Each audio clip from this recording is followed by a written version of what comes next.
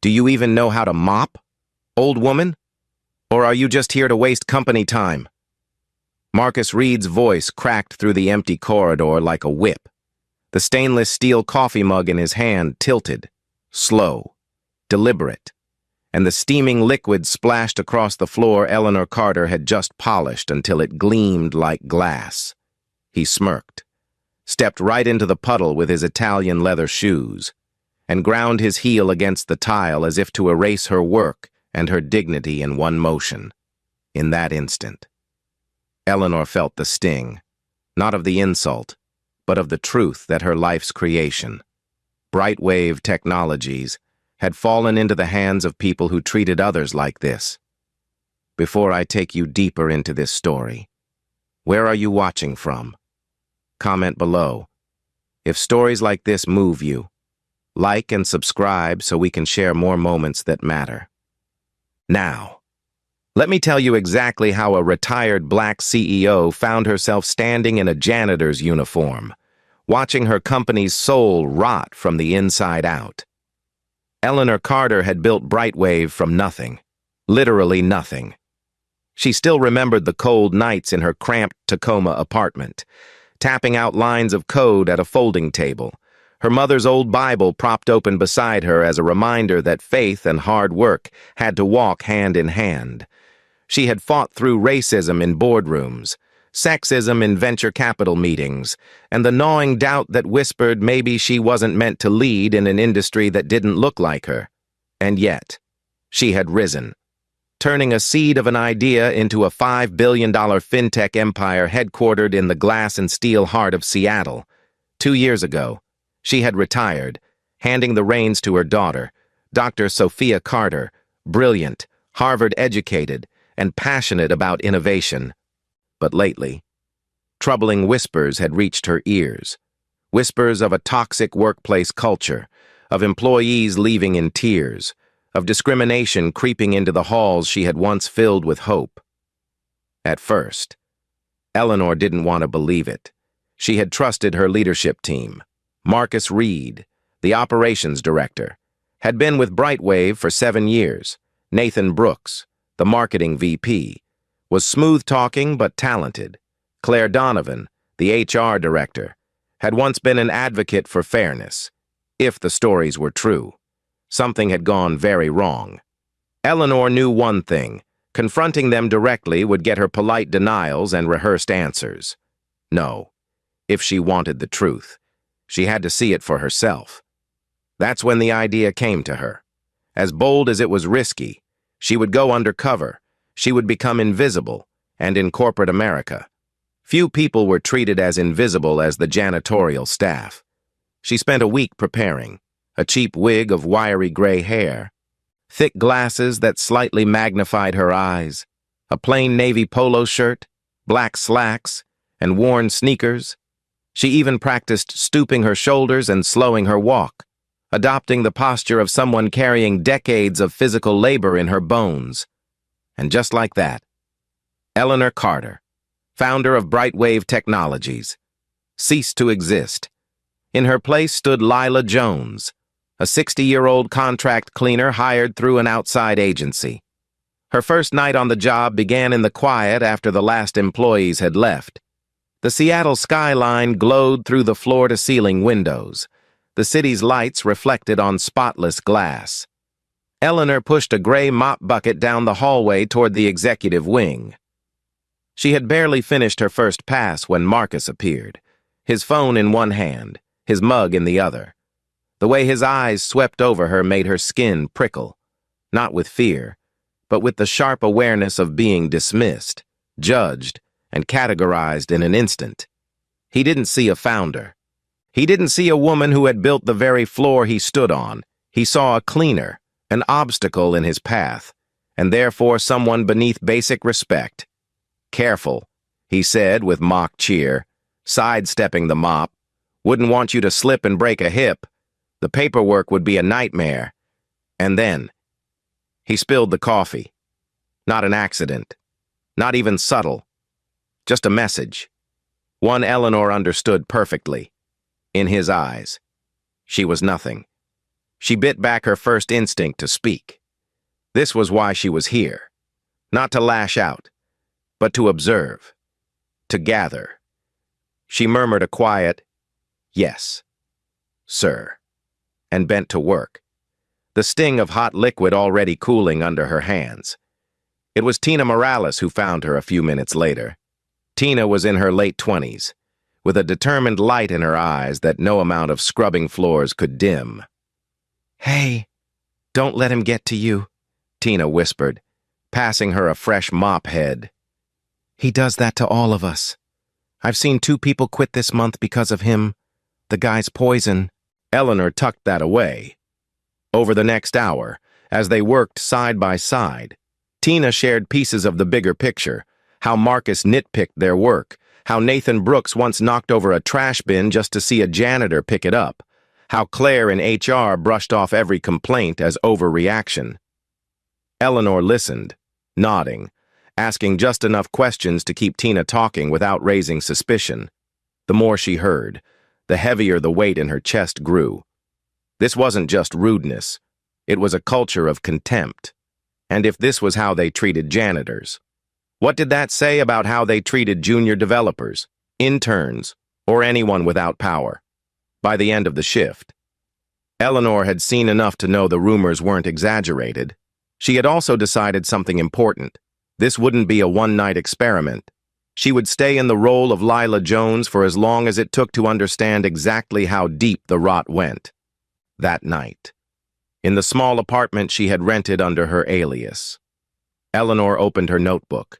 She wrote down everything: Marcus's words, his tone, Tina's testimony, even the way the break room fridge was locked to prevent cleaning staff from storing their lunches. Every detail mattered, because one day soon, she would bring all of this into the light, and when she did, no one at Brightwave would ever look at a janitor, or their CEO, the same way again. By her second week as Lila Jones, Eleanor Carter had learned that the most brutal wounds in a toxic workplace didn't come from screaming matches or public humiliation. They came quietly, like a slow leak in the ceiling, dripping day after day until the foundation rotted. She felt it in the way the security guard barely looked at her badge before waving her through. Because in his mind, a janitor wasn't worth checking. She heard it in the half-hearted hey from employees who kept walking without waiting for a reply. And she saw it most clearly in Tina Morales' eyes the night Tina leaned against her mop handle and sighed.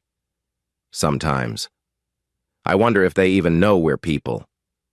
The 2 of them were cleaning the executive lounge, a space lined with leather chairs and glass walls overlooking Puget Sound. Eleanor had always loved that view. It reminded her of why she'd built Brightwave in Seattle, to create jobs in her hometown, to give people from backgrounds like hers a shot at the tech world.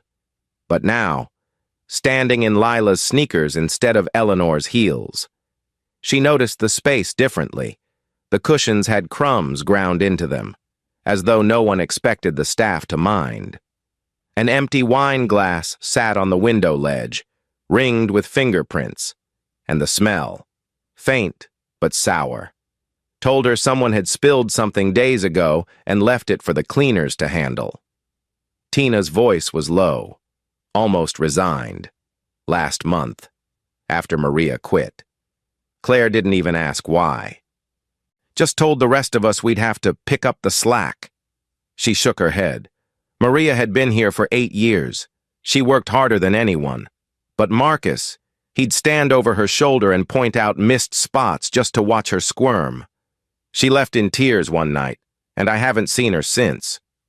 Eleanor kept her own face neutral, but inside, the anger burned hotter. She remembered being a young coder, staying late to debug software, only to have a project manager check in by questioning her every keystroke. It wasn't about quality. It was about control.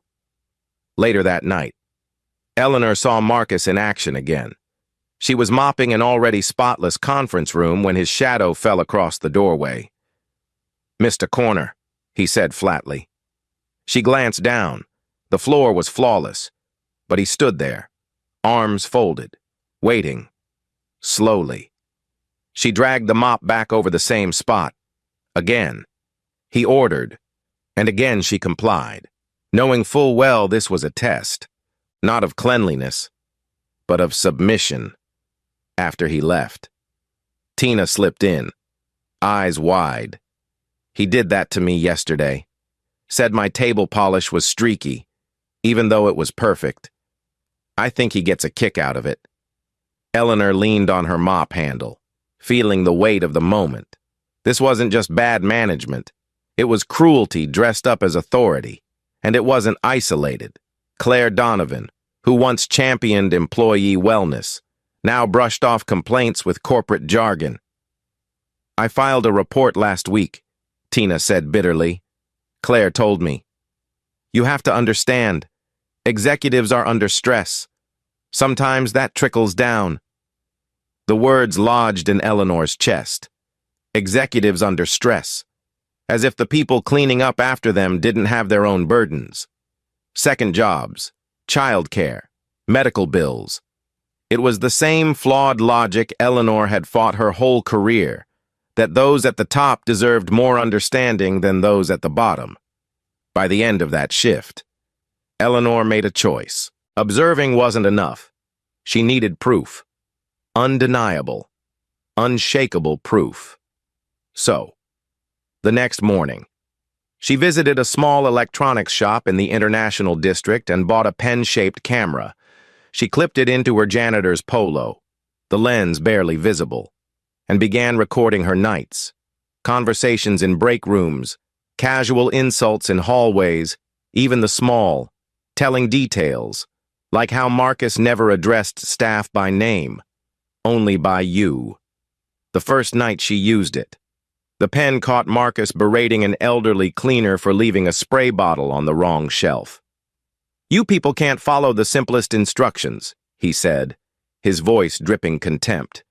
The man's shoulders sagged as he apologized. Eleanor's hands tightened on her mop handle. She forced herself to stay silent. This was evidence now. She started keeping a second notebook, one for her observations, one for direct quotes and timestamps from the recordings. In neat handwriting, she noted the patterns, Marcus's deliberate provocations, Nathan Brooks's public jokes about staff incompetence, Claire's refusal to intervene. She didn't know how long it would take to gather enough, but she was committed. And then came the night that nearly broke her cover. She and Tina were cleaning the main lobby when Nathan Brooks swept in with 2 marketing assistants in tow. His suit was immaculate, his cologne sharp enough to smell from across the marble floor.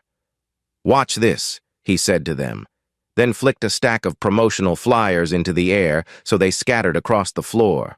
Oops, guess you got a mess. Ladies, he laughed. The assistants laughed, and they walked away without a backward glance. Tina muttered something in Spanish under her breath and knelt to gather the papers. Eleanor knelt beside her, heart pounding, not from anger, but from the realization that her pen camera had caught the entire scene.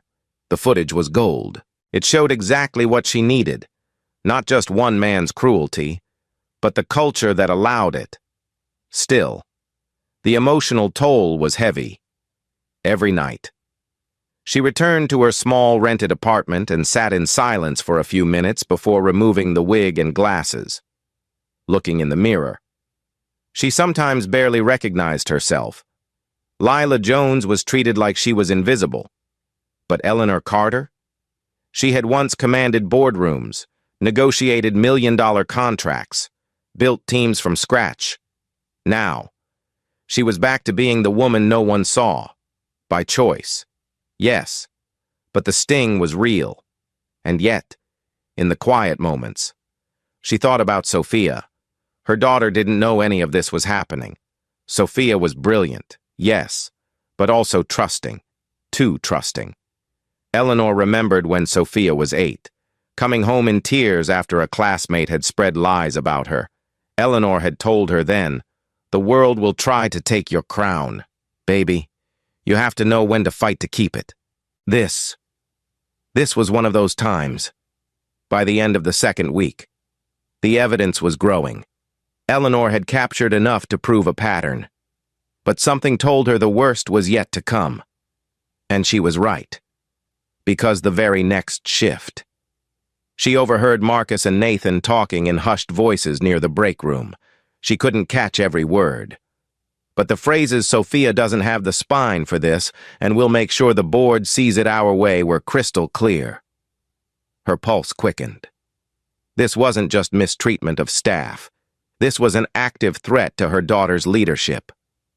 Eleanor adjusted the pen camera and stepped closer, careful to stay in the shadow of the vending machine. If they were planning what she suspected, she would need every second of proof. The conversation that night started like any other idle office gossip, but Eleanor quickly realized it was something far darker. She was crouched by the vending machine, pretending to restock napkins from a janitor's cart. When Marcus's voice drifted into the hallway, "I'm telling you, Nathan, it's going to be easy. Sophia's too green, too naive. The board's already questioning her leadership. All we have to do is give them the numbers to prove she's a liability." Nathan chuckled, a low, smooth sound that had probably charmed many investors. But here, it carried venom, and by numbers. "You mean?" Marcus didn't hesitate. "We show a $10 million loss this quarter, shift some projections, bury a few invoices, delay the next product launch. Claire's already agreed to lose the right paperwork. By the time Sophia catches on, the board will be ready to vote her out." Eleanor felt the air leave her lungs. They weren't just toxic managers. They were traitors, willing to sabotage the very company they worked for and destroy her daughter's career in the process. Her first instinct was to step out, to tear off the wig and glasses and let them know exactly who they were dealing with. But she forced herself to stay still, to breathe, to let the pen camera record every word. This was no longer just about mistreatment of janitors. This was corporate espionage within her own walls. When Marcus and Nathan finally walked away, their laughter echoing down the hall, Eleanor stood frozen for a moment, her hands gripping the cart until her knuckles turned white.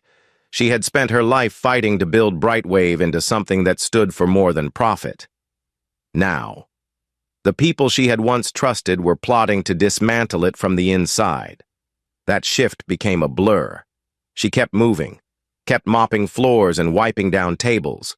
But her mind replayed the conversation over and over. Every word was a nail in the coffin of the loyalty she thought still existed at Brightwave. Later, in the service corridor, she found Tina hunched over a bucket, her shoulders shaking. "What happened?" Eleanor asked softly. Tina lifted her head, and Eleanor saw the dark stains spreading across her uniform. "Marcus," she said flatly. "He accidentally spilled soda on me in front of the developers, told me to clean it up before I made the place smell like a gas station." Eleanor's chest tightened. She saw Sophia's face in her mind. 8 years old again, standing in their kitchen after being shoved on the playground, whispering, "Why do they hate me?" That same helplessness was in Tina's voice now. Eleanor knelt beside her, helping blot the stain. "You didn't deserve that," she said firmly. Tina gave a humorless laugh. "Deserve's got nothing to do with it. Around here, the lower you are, the more they step on you." The words hit Eleanor like a hammer. This was exactly the culture she'd vowed never to allow when she started Brightwave. And yet, here it was, flourishing in the shadows while her daughter fought to steer the company forward. By the end of the night, Eleanor had made a decision. She wasn't just gathering evidence anymore. She was preparing for war. The next morning, she reached out to a contact she trusted implicitly. Jamal Carter, Sophia's cousin and one of the sharpest data analysts at Brightwave. She didn't reveal her identity in the message, only that she was someone looking into irregularities and needed his eyes on the financial data. Jamal responded within hours, agreeing to meet in a quiet corner of a coffee shop 2 blocks from headquarters. When she arrived, still in her Lila disguise, Jamal eyed her with curiosity. "You're not who you say you are," he said quietly, sliding into the booth. "But I'm listening." Eleanor leaned forward, lowering her voice. "I have reason to believe there's a plan to fabricate losses in this quarter's reports. Can you confirm if anything looks off?" Jamal frowned, already pulling out his laptop. "Funny you say that. I noticed some discrepancies last week. A few invoices marked as paid but no payment in the ledger, and there's a delay on the Horizon Pay rollout that doesn't make sense. It's as if someone wants the revenue pushed to the next quarter." He looked up. "If what you're saying is true, it's deliberate. They agreed to exchange information carefully. No emails, no official channels. Eleanor would keep collecting video and audio. Jamal would track the data trail. That night, back in her apartment, Eleanor felt something she hadn't in weeks, resolve sharpened into purpose. She wasn't just a witness anymore. She was building the case that would take Marcus, Nathan, and Claire down. The following nights tested her patience. Nathan cornered her in the marketing suite, sweeping papers onto the floor just to watch her bend down to collect them. "Careful, Lila," he said with mock concern. "Don't throw out the million-dollar ideas with the trash." She smiled faintly, all while the pen camera blinked silently. In another incident, Claire intercepted Tina in the hallway, dismissing her request for protective gloves with a shrug. "Budget cuts," Claire said, walking away without a second glance. Eleanor caught the entire exchange, her blood boiling. This was the same woman who had once fought for ergonomic chairs for interns. Each insult, each act of dismissal, each smirk, they all became part of a growing library of evidence. But the toll was real. Eleanor began to feel the weight in her bones at the end of each shift, not from the physical work, but from the constant restraint. It was a strange kind of pain, being insulted to your face and knowing you could destroy the person in seconds, but choosing to wait for the right moment. That moment, she knew, was coming sooner than anyone expected. One night, while cleaning the small executive kitchenette, she overheard Marcus on the phone. "Once Sophia's out, the first thing we do is renegotiate the stock options. I'm not running this place for peanuts." A pause, then laughter. "No, she'll never see it coming. She's too busy playing CEO." Eleanor's hands stilled on the sponge. Every word was another nail in the case she was building. Back in her apartment, she reviewed the footage from the last 2 weeks. The soda incident, the flyer stunt, the coffee spill, the casual cruelty in Nathan's voice, Claire's apathy, and now, the conspiracy spelled out in Marcus's own words. It was all there. Still, she knew she couldn't go to Sophia yet, not without every thread tied together, because when she did, there could be no doubt, no room for Marcus to twist the narrative. The breaking point had arrived, not in a single explosive moment, but in the steady accumulation of every insult, every abuse, every betrayal. And Eleanor Carter, founder of Brightwave Technologies, was ready to remind her enemies exactly who she was by the 3rd week of her undercover mission. Eleanor Carter had stopped thinking of her notes and recordings as evidence and started thinking of them as ammunition.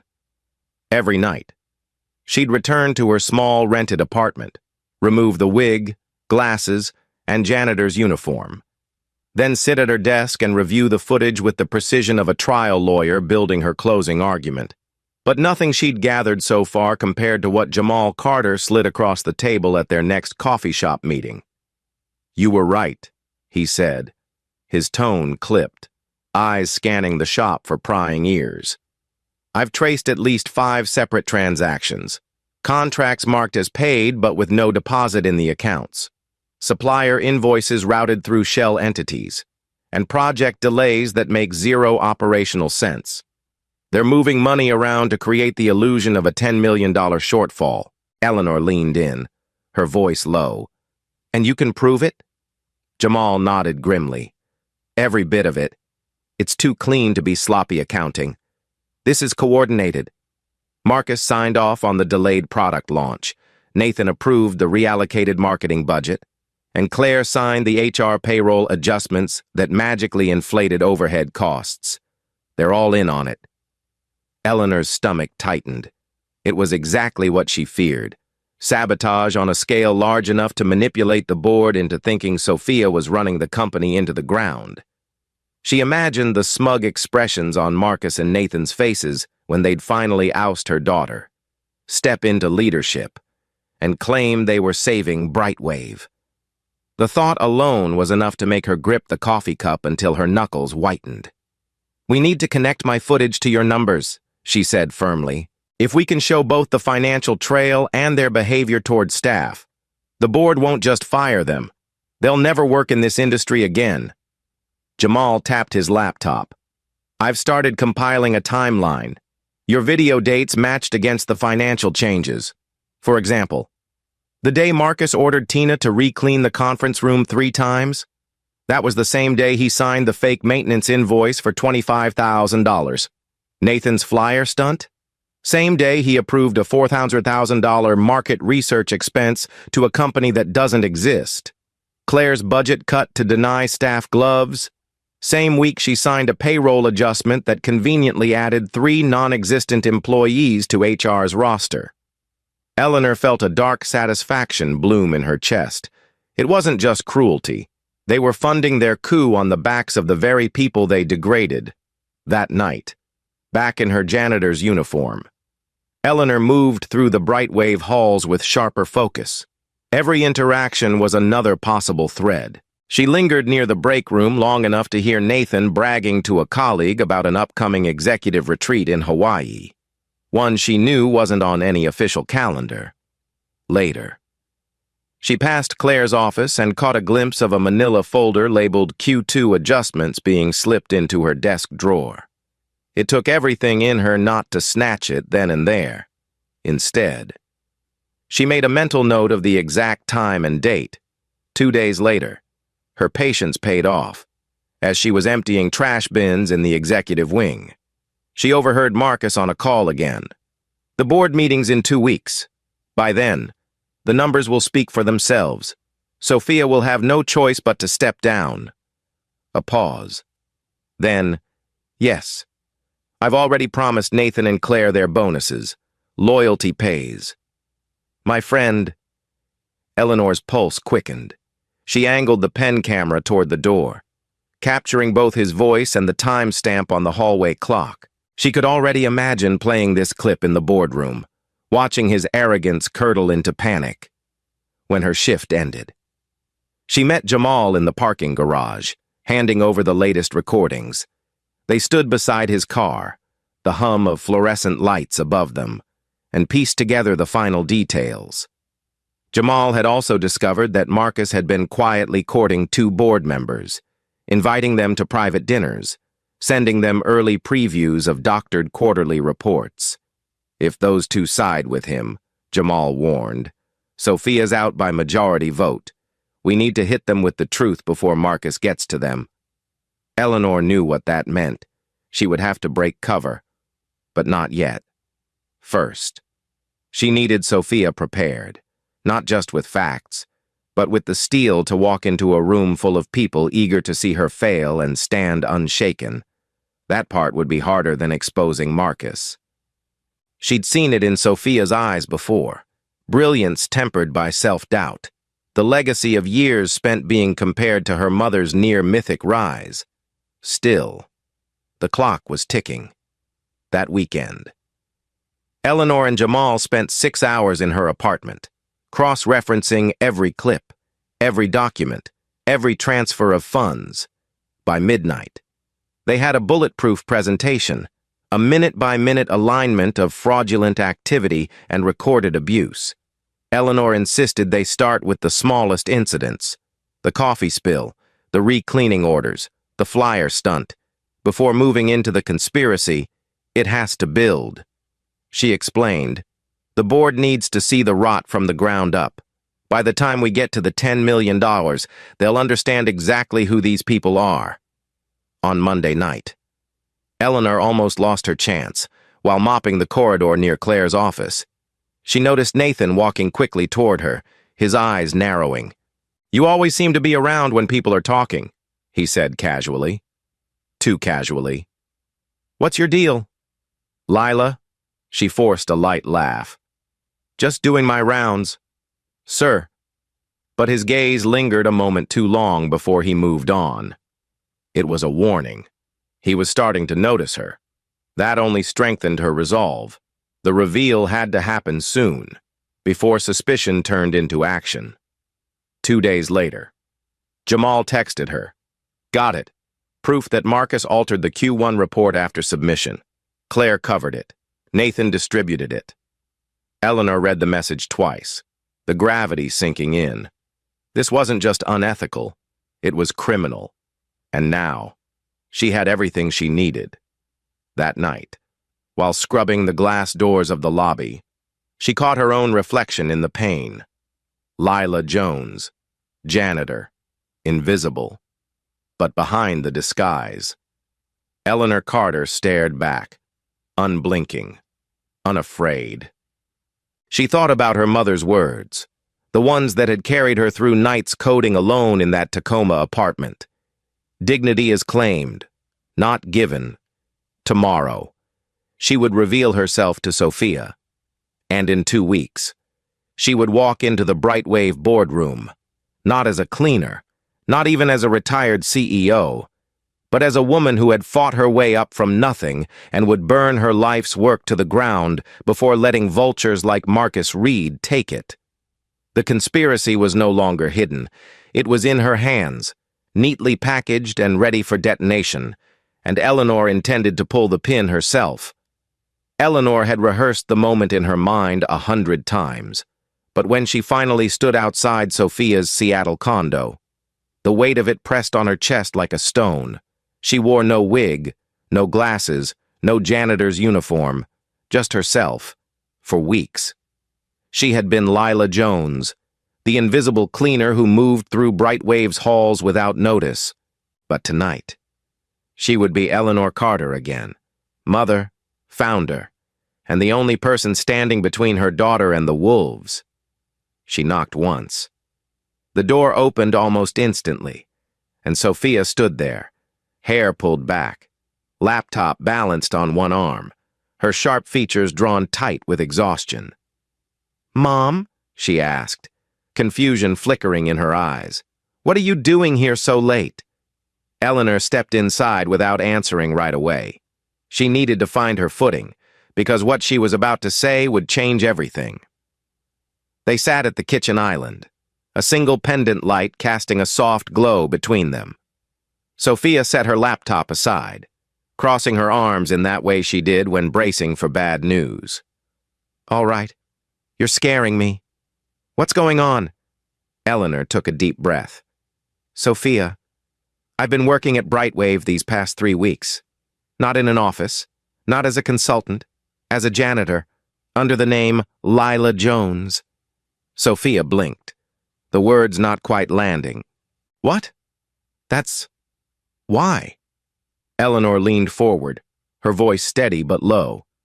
"Because I've been hearing things. Whispers about a toxic culture, about staff being mistreated, and worse, about people plotting against you.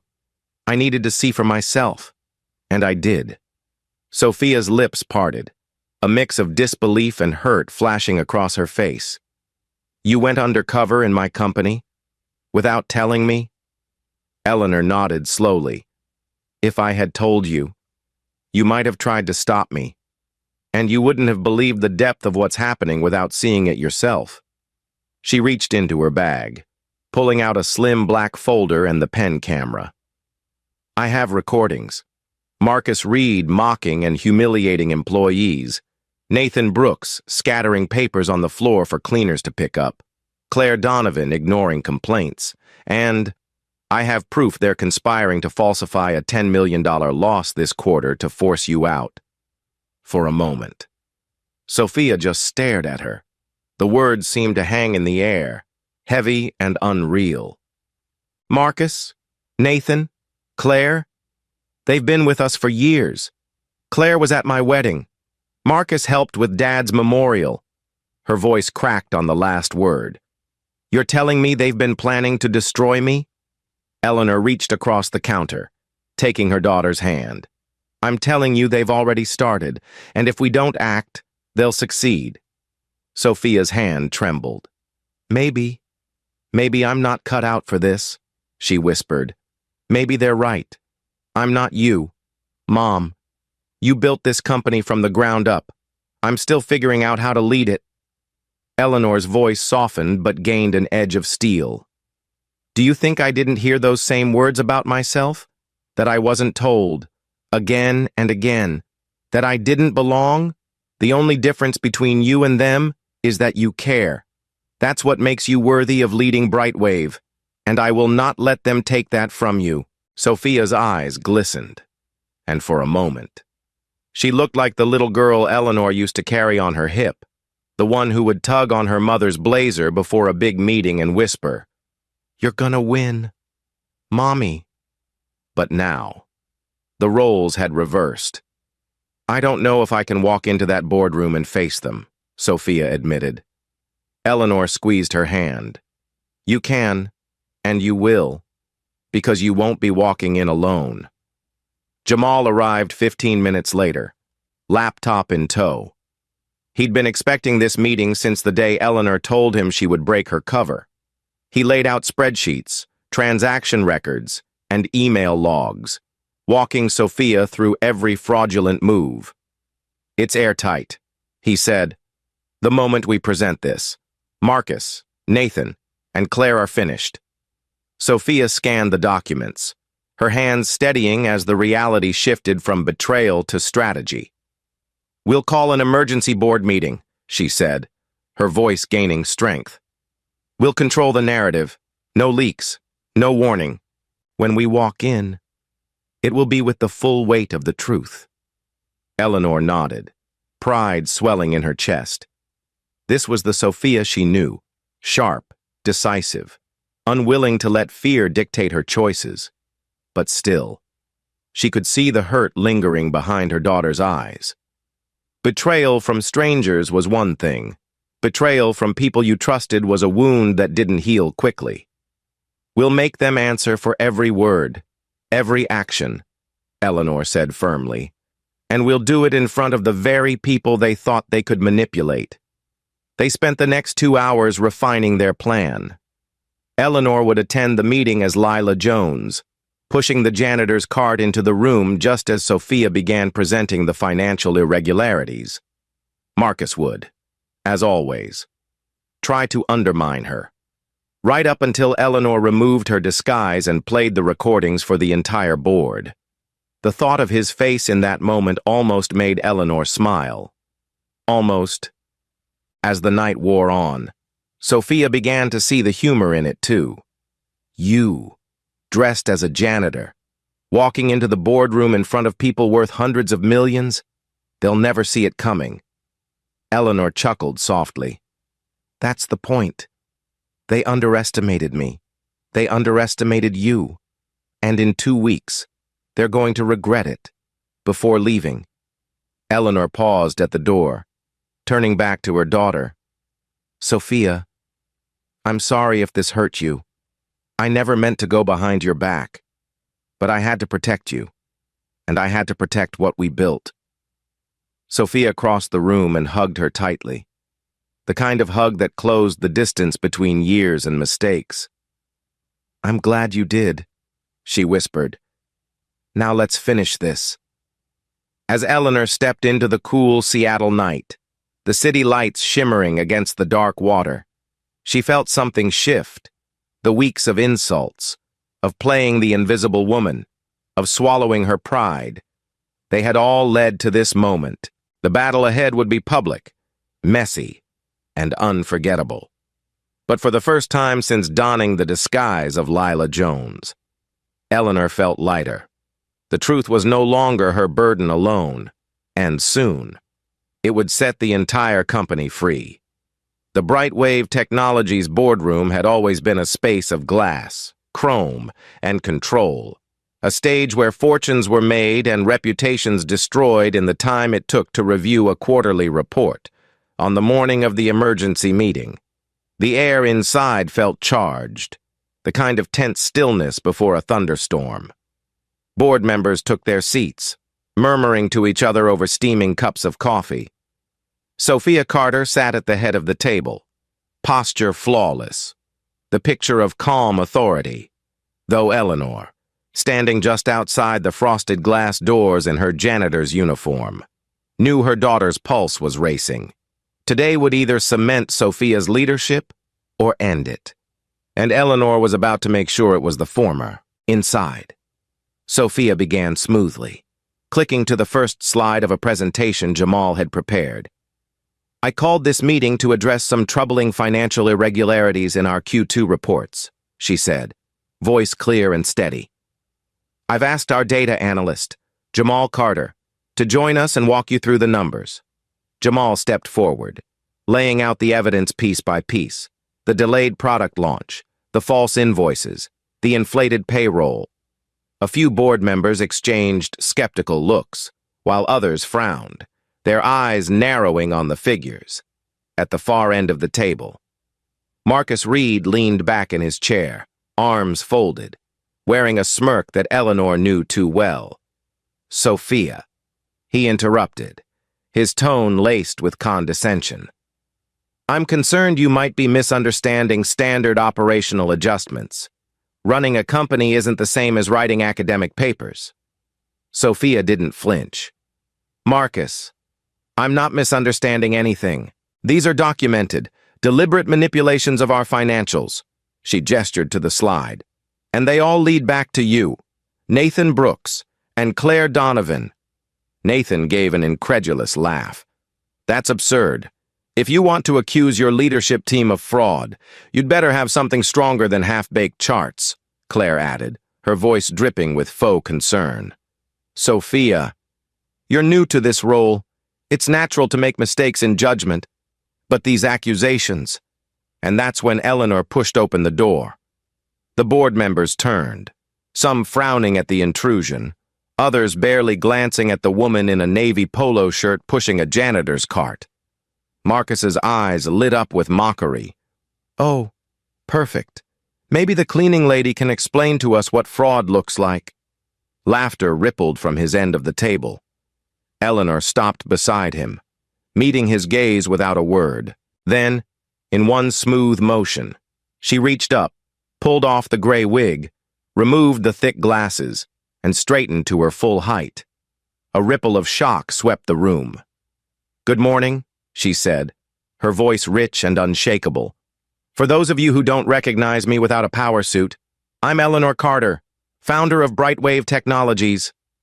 Gasps filled the air, the kind that come when the script flips in an instant. Marcus's smirk vanished, replaced by a tight, calculating expression. Nathan's chair scraped back slightly, as though distance might shield him. Claire's lips parted, but no sound came out. Eleanor didn't give them time to recover. For the past 3 weeks, I've been working here as Lila Jones, a janitor. I've mopped your floors, emptied your trash, and listened. I've listened to how my employees are treated, and I've listened to how you 3 have been plotting to destroy my daughter's career so you can seize power for yourselves. She reached into her cart and pulled out the small pen camera, placing it on the table, and I've recorded every word. The first clip played on the boardroom's large screen, Marcus spilling coffee on her freshly cleaned floor, mocking her age. A board member in the back shifted uncomfortably. The next clip showed Nathan scattering flyers and laughing as Tina bent to pick them up. Another showed Claire dismissing Tina's request for basic safety gear with the cold efficiency of someone who'd stopped caring years ago. The murmurs around the table grew louder, tinged with disgust. Then came the conversation Eleanor had captured near the vending machine. Marcus laying out the plan to fabricate a $10 million loss. Nathan agreeing, Claire's role in losing key paperwork. The audio was clear, the tone unmistakable. "We'll make sure the board sees it our way," Marcus's voice said from the speakers. "Sophia doesn't have the spine for this." Eleanor paused the video and let the silence stretch. When she spoke again, her voice was steady but carried the force of a gavel. "You have betrayed this company, its employees, and its values, and you did it believing no one was watching. Well, I was watching, and so is the board now." She turned to Sophia. "The floor is yours. CEO Carter." Sophia rose, her voice firm. "I move for the immediate termination of Marcus Reed, Nathan Brooks, and Claire Donovan, effective today, with cause. I also move that we open an independent audit of all operational and financial activity from the past 12 months. Her eyes swept the table. This company was built on respect, transparency, and innovation. Anyone who undermines that doesn't belong here. The vote was swift, unanimous. Marcus started to protest, but a security team, quietly summoned by Jamal before the meeting, stepped into the room. Nathan muttered under his breath, his face pale, while Claire sat frozen, eyes fixed on the table, as they were escorted out. Eleanor met Marcus's gaze one last time. "You thought you could write the ending to this story, but you forgot. I'm the one who started it." When the door closed behind them, the room seemed to exhale. A few board members began clapping, then the rest joined in. It wasn't just applause for Sophia. It was for the message Eleanor had delivered. Brightwave would not be ruled by fear or greed. Sophia looked at her mother, a small, incredulous smile breaking across her face. "You really did it." Eleanor shook her head. "We did it. And now, we rebuild." As the meeting adjourned, the two women stood together at the head of the table, the skyline of Seattle blazing in the glass behind them. They knew the work ahead would be hard, but they also knew they'd faced the worst their enemies could throw at them, and won. 2 weeks after the boardroom showdown, the air inside Brightwave Technologies felt entirely different. Gone was the quiet dread that had hung over the hallways like a storm cloud. The tension that once filled the break rooms had lifted, replaced by the hum of conversations that weren't guarded whispers. Eleanor Carter could see it in the way people walked. Heads a little higher, steps a little lighter, as if the company had collectively remembered what it was like to breathe. Sophia, now standing fully in her role as CEO, wasted no time. The morning after Marcus, Nathan, and Claire were escorted out, she announced a full review of company policies, starting with a transparent financial reporting system that every department could access. No more shadow ledgers, no more hidden budgets. She set up monthly employee forums where anyone, janitors, interns, engineers, could ask questions directly to leadership without fear of retaliation, and she reinstated Brightwave's mentorship program, which had quietly been dismantled under the old guard. Eleanor chose not to retake any formal role, but she was far from a passive observer.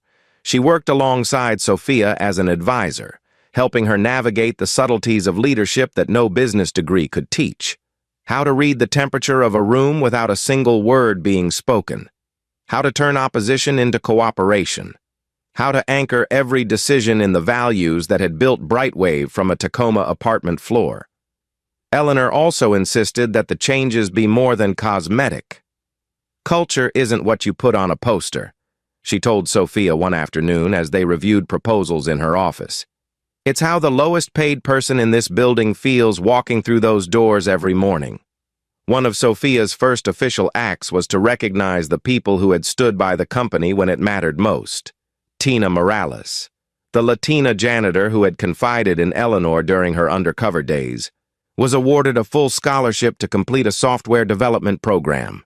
The announcement was made in the very same executive lounge where Tina had once spoken about feeling invisible. This time, she stood at the front of the room, flanked by Eleanor and Sophia, as the entire floor applauded. "I'm going to take this chance and run with it," Tina said, her voice shaking with emotion. "Because someone finally saw me." Jamal Carter, whose meticulous tracking of the falsified financials had been instrumental in the boardroom victory, was promoted to Senior Director of Data Integrity, reporting directly to Sophia. He also received a sizable bonus, which he quietly donated to a local youth coding initiative in South Seattle. "It's the next generation we need to invest in," he told Eleanor when she congratulated him. "If we teach them integrity early, they won't need someone to go undercover to clean up their mess later." Brightwave's transformation didn't just stay within its walls, it rippled outward. News of the boardroom confrontation had leaked, not through scandal, but through the quiet, deliberate narrative Sophia allowed to be shared, that a company had faced corruption at its highest levels and chosen to root it out publicly, led by two black women who refused to back down. Industry publications ran headlines praising Brightwave's radical transparency initiative, and employee satisfaction scores soared by 40% in the first quarter after the purge. Clients who had been wary of renewing contracts not only stayed but increased their partnerships, citing trust in the company's leadership. Within 6 months, Brightwave's valuation rose from $5 billion to $6 billion, a number that would have pleased any board. But for Eleanor and Sophia, it was the culture shift that mattered most. The moment that cemented the company's rebirth came at the annual Brightwave Gala. The event had always been a display of sleek technology and investor networking. But this year, Sophia insisted it focus on the people behind the products. Engineers shared the stage with custodial staff. Interns spoke alongside senior managers. And community partners were recognized for their role in Brightwave's success. Midway through the evening, Eleanor was invited to speak. She stood at the podium, scanning the room filled with familiar and new faces, and let the silence settle before she began. "When I started Brightwave, I had one rule. No one in this building would ever feel invisible. But somewhere along the way, I stopped watching closely enough. And when you stop watching, you start losing. 3 weeks in a janitor's uniform taught me more about this company than any quarterly report ever could. It taught me that dignity isn't handed down from the top. It's built from the ground up, and it's our job to protect it. Every single day." The room erupted in a standing ovation, not because of Eleanor's title, but because of the truth in her words. She stepped down from the stage and joined Sophia at their table, the two of them sharing a quiet look that said everything: pride, relief, and the knowledge that they had not just saved a company, but reshaped it. Later that night, as the gala wound down and the city lights sparkled through the floor-to-ceiling windows, Eleanor and Sophia stepped out onto the terrace. The Seattle skyline stretched before them, the Space Needle glowing against the dark sky. "You know," Sophia said softly, "I used to think I had to lead like you to succeed.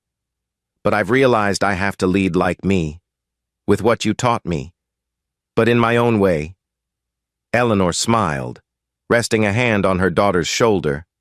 "That's the point. I didn't build Brightwave so you could be me. I built it so you could be better." They stood there for a long moment, listening to the faint sound of laughter drifting from inside. Eleanor thought about the long road that had led them here, the nights coding in that cramped apartment, the battles for funding, the betrayals, and the triumphs. She thought about Lila Jones, the invisible cleaner, and how she had been the most powerful person in the company without anyone knowing it.